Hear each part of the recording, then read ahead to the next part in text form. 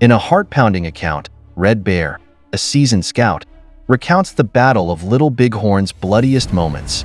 With unvarnished intensity, he relives the frenzy of gunfire, arrows, and war cries that defined the clash between two worlds. As a warrior who fought alongside Custer's 7th Cavalry, Red Bear's story offers a rare glimpse into the maelstrom of cultural collision that shaped the American frontier. His electrifying testimony plunges you into the battle's fiery core, where the fate of a nation hung in the balance. So, sit back, relax, and let's embark on this fascinating journey together. As you watch this video, remember to click the like button and subscribe to our channel to support this community.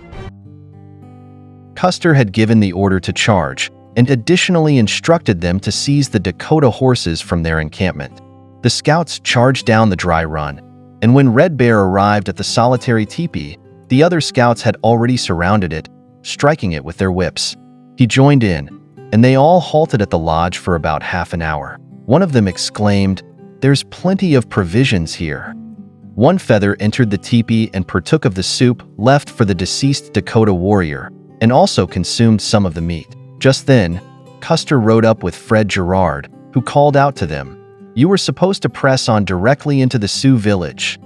While the scouts were examining the solitary tepee, Custer, who was ahead of his troops, overtook them and rebuked them, saying by words and gestures, "I instructed you to charge forward and not tarry. You have disobeyed me. Move aside and let the soldiers pass you in the charge. If any man among you is not brave, I will confiscate his weapons and deem him a woman." One of the scouts retorted, "Tell him that if he does the same to all his white soldiers who are not as brave as we are, it will indeed take him a very long time." The scouts all laughed at this and signaled that they were eager for battle. They rode on ahead, but Red Bear observed that Custer turned off to the right with his men about 50 yards beyond the solitary tepee. Gerard continued on with the scouts, accompanied by Young Hawk, Goose, Black Fox, Red Star, Strikes 2, Bloody Knife, Little Sioux, Bobtailed Bull, Forked Horn, Red Foolish Bear, Boy Chief, Little Brave, and One Feather. They rode hard, charging down to the Little Bighorn, and upon crossing, they approached the Dakota camp. After crossing, they separated again. 6 scouts turned sharply to the right, where the Dakota horses grazed by the timber. Boy Chief and Red Star led, followed by Strikes 2, Black Fox, Little Sioux, and One Feather. Bloody Knife's party proceeded towards the Dakota camp's point. Far ahead, Bloody Knife brought back 3 horses, calling out, "Someone take these horses back to the hill. One is for me." Red Bear didn't see Bloody Knife due to dust, but learned his identity later. This party consisted of Bloody Knife, Young Hawk, Goose, Forked Horn, Little Brave, Red Bear, Bobtailed Bull, and 2 Crow Scouts. We converged at the Sioux camp's point, and carbines fired. We dismounted and began shooting. The Dakotas fired from bluffs or hills, lying down out of sight. No one rode horseback at this time. We dismounted to fire less than a quarter mile away. Forked Horn, at the timber's edge, called out, "Come this way." As we crossed to the Dakota village at the ford, soldiers caught up with us scouts. We crossed more to the left, and Red Bear saw soldiers stringing across the river to his right. All was excitement and confusion. He recognized no white soldier or officer. When Bloody Knife called out about horses, soldiers hadn't yet dismounted but were present with scouts. Soldiers dismounted as Forked Horn called, and Red Bear mounted and rode to him. As Red Bear reached Forked Horn and dismounted, he saw a Dakota horse, shot in the neck or cheek, approaching the line where Young Hawk stood. Young Hawk struck the horse, saying, "I strike an enemy's horse." The white soldiers were shouting and calling out. Young Hawk then rode up to Red Bear and said, "Uncle, I have struck the bay horse and it is mine. I give it to you. You have a rope. Take the horse for yourself." Red Bear replied, "What's the use? We're fighting, and I may be killed. I'll have no use for it." Young Hawk then rode back to his position. Just then, Little Brave rode from the timber and warned that he had overheard the Dakotas in their camp preparing to charge. He said, "Let me fire one shot at the camp, and then let's retreat to the hill, for they outnumber us." As Little Brave dismounted to fire, Red Bear held his horse. Little Brave quickly returned and warned Red Bear that the Dakotas were about to charge and advised them to mount and ride back to the timber and then across the river. As they rode through the bushes towards the river, they received a volley from the ambush in front of them, just across the Little Bighorn. The Dakotas, on foot, were hidden in the bushes. The scouts doubled back to their starting point. As they rode towards the river, they saw a massive throng of Dakota horsemen between the ridge and the river, riding towards the ford, yelling and firing. The area was teeming with them. Red Bear dismounted when the Dakotas fired and led his horse, but a leaning tree struck his saddle horn, stopping the horse. He pulled repeatedly at the horse's head until it finally moved forward, though the saddle girth broke and he lost his extra cartridges. He then tried to mount but fell twice due to his canteen getting caught under him. Finally, he mounted and rode after Little Brave, who had not dismounted and was far ahead. Emerging from the timber, he lost sight of Little Brave, but saw someone riding ahead, dimly visible through the smoke and dust. He then saw 10 soldiers on horseback in full retreat towards the timber. At this point, a deep cut caused the soldiers' horses to fall, and he heard them shouting, "Whoa, whoa." He steered his horse left, avoiding the cut, and left the struggling soldiers behind. He continued following Little Brave until the dark object ahead turned left. Thinking this couldn't be Little Brave, he rode straight on, passing the point where the rider turned left. Red Bear's horse stumbled, fell, and threw him off. The horse then ran towards the river, and Red Bear chased after it.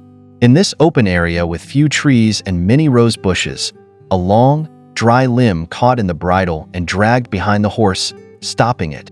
Red Bear caught up, but the horse was frightened and jumped around, making it difficult for him to control it with only his left hand, as he still held his carbine in his right hand. Suddenly, he saw a painted Dakota warrior riding towards him upstream on his right. The warrior's face was painted red below and yellow above, with yellow paint also on his forehead and eyes. Red Bear shot the Dakota, who fell from his horse. The horse reared up, wheeled back, and fled. Red Bear could now only hear the constant firing of carbines and the shrill whistles of the Dakotas. He followed his horse to the river and saw it swimming about. He leaped into the water, swam to the horse, caught it by the mane, and they crossed the river together. As he emerged from the water, he saw the horse of the Dakota he had shot swimming behind him. The dark bay horse had a white streak on its forehead and a string of deer hoofs around its neck that rattled as it swam. This horse crossed the river a little above him. Downstream, he saw Little Brave, who had already crossed and was wounded under his right shoulder, blood streaming down his white shirt. Little Brave's horse was trotting slowly towards the ridge, but not upstream towards Red Bear. Red Bear approached the spot where the Dakota horse had crossed, intending to drive it towards Little Brave. Suddenly, through the bushes on his left, downstream, came the horse of Bobtailed Bull, its reins and rope flailing, mane and tail flowing in the wind. The horse was terrified and ran snorting past Red Bear, just a few yards away. He saw that the saddle was covered in blood in front. 5 or 6 white soldiers emerged from the bushes, having crossed the river, and the horse of Bobtailed Bull followed them. The Dakota horse Red Bear was driving dashed after the others. Little Brave was still riding slowly and waved his hand at Red Bear to proceed cautiously. The Dakotas were firing down at them from the hills above. Red Bear interpreted Little Brave's gesture as a signal to catch one of the horses for him, as his own was exhausted. So, Red Bear dismounted and grabbed a rope trailing from one of the 2 horses, either the Dakota horse or Bobtailed Bull's. But the horse was frightened and dragged him through the bushes, causing him to lose his moccasins in the river and injure his bare feet on the rose bushes. The horse pulled him upstream towards the end of the ridge, while Little Brave and the soldiers rode towards the Dakota firing line. Eventually, Red Bear released the rope and mounted his own horse. Red Bear didn't see Little Brave again and assumed the soldiers had all been killed. As he rode up to the end of the ridge, he saw many soldiers retreating. At their lead, he saw Reno, with a white handkerchief tied around his head, his mouth and beard foamy, and his eyes wild and rolling. The soldiers with Reno mistook Red Bear for a Dakota and aimed their carbines at him, but he rode close to Reno and struck him on the chest with his open hand, shouting, "Scout, Scout?" Reno replied, "The The Sioux, the Sioux. Where? Red Bear pointed down over the ridge, indicating the Dakota position. An officer with 3 stripes then handed Red Bear some cartridges, calling him John. The soldiers fired randomly at the Dakotas higher up on the ridge without aiming. Red Bear's coat was grazed by a bullet at the armpit. A wounded Dakota horse ran towards them, and Red Bear tried to catch it, but the soldiers shot the horse. Reno's group made a brief halt, but he struggled to keep his men together as they continued to fall back. Eventually, the Dakotas also retreated and ceased firing. The remaining scouts regrouped with Reno's men, but 7 scouts were missing: Young Hawk, Bloody Knife, Bobtailed Bull, Little Brave, Forked Horn, Red Foolish Bear, and Goose. Red Bear remounted his horse after failing to catch the wounded Dakota horse. He last saw Little Brave riding slowly towards him, but lost sight of him as he crested the ridge. There, he encountered White Cloud, a Dakota scout, who informed him that the Arikara scouts had captured some Dakota horses but had not yet returned. White Cloud suggested they join the other scouts with the horses. Red Bear led 2 horses he had found, and White Cloud led one. As they approached a small hill, they spotted 4 riders approaching. Mistaking them for Dakotas, they turned back towards Reno's position. However, the riders were Crow scouts, who recognized Red Bear and waved friendly greetings. Red Bear stopped and called back White Cloud, recognizing the Crow scouts' distinctive red shoulders painted on white shirts. The Crow scouts halted, and the group rode together. The Crow scouts reported that 2 of their comrades had been killed on the ridge and intended to retrieve their bodies before returning. Red Bear and White Cloud waited for them, but after a long time, Red Bear suggested they return to Reno's position, assuming the Crow scouts wouldn't come back. They found Reno and his soldiers still there, and soon the scouts who had retrieved fresh horses returned as well. The scouts began to arrive, starting with Bull in the Water, followed by Strikes 2, Red Star, Boy Chief, One Feather, Soldier, Stabbed, Strikes the Lodge, and Little Sioux. Later, the remaining scouts arrived with a herd of about 40 captured horses, including Charging Bull, Red Wolf, and White Eagle. At Reno's position, the soldiers were on higher ground, while the scouts gathered about 10 rods away down the slope. Stabbed rode around, giving a speech. "What are we doing, scouts? We should follow Custer's orders if we're defeated. He told us to fall back to the Powder River, where the rest of the scouts, wagons, and provisions are." Pretty Face, who had joined them from the pack mule train, was also present. Red Bear hadn't seen the mule train, but Pretty Face was likely with the herd scouts on their way back. The soldiers were partially dismounted, and Red Bear didn't notice any officers. The scouts discussed the loss of 7 of their comrades, and Red Bear was relieved to be reunited with the others. Stabbed instructed some scouts to take the horse herd while the rest stayed behind to fend off the Dakotas. The scouts chosen to go with the horses were Bull in the Water, Charging Bull, Red Wolf, White Eagle, Red Star, Pretty Face, Red Bear, One Feather, PTAT, a Dakota scout, and they set off with the herd. Those who remained behind were Strikes 2, Stabbed, Soldier, Boy Chief, Strikes the Lodge, Little Sioux, White Cloud, Sioux, Dakota Scouts, Esk, Half-Breed Dakota Interpreter, and Bull. The 10 scouts leading the horse herd had barely begun their journey when another Dakota scout, Bear Waiting, Mataksha, joined the group tasked with holding off the Dakotas. Red Bear and his fellow scouts continued on, passing the lone tepee and traveling 6 miles beyond it by sundown. They followed the same trail they had taken earlier that morning. Shortly, Bull caught up with them, sent by Strikes 2 with a message to hasten their pace, as the Dakota tents were being dismantled and they feared a pursuit. Bull joined the group, and after sunset, Red Wolf and Bull in the Water rode ahead of the herd. As darkness fell, they heard 3 shots fired ahead of the herd, alarming the scouts.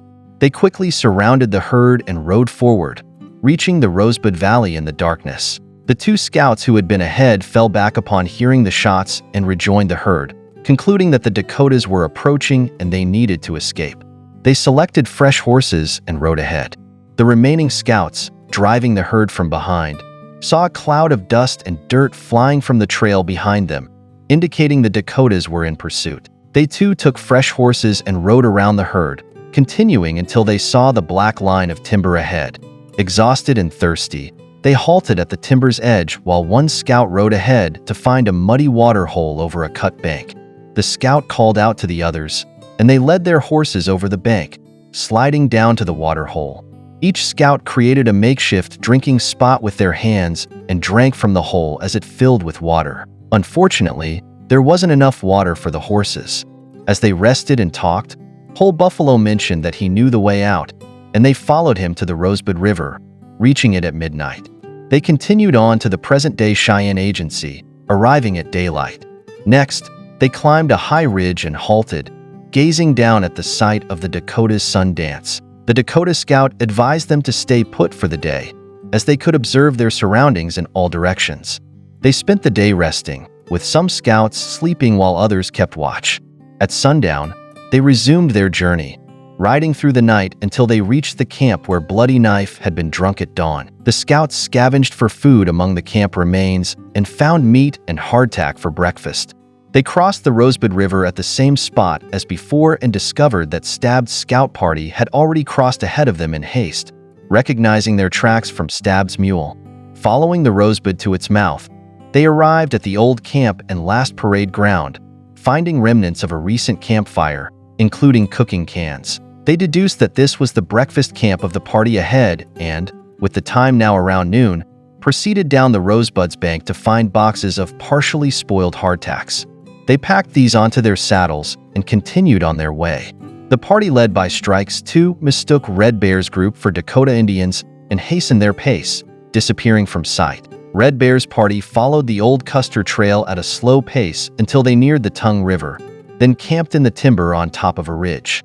The next morning, they crossed the Tongue River and came upon the site where a soldier had been clubbed to death.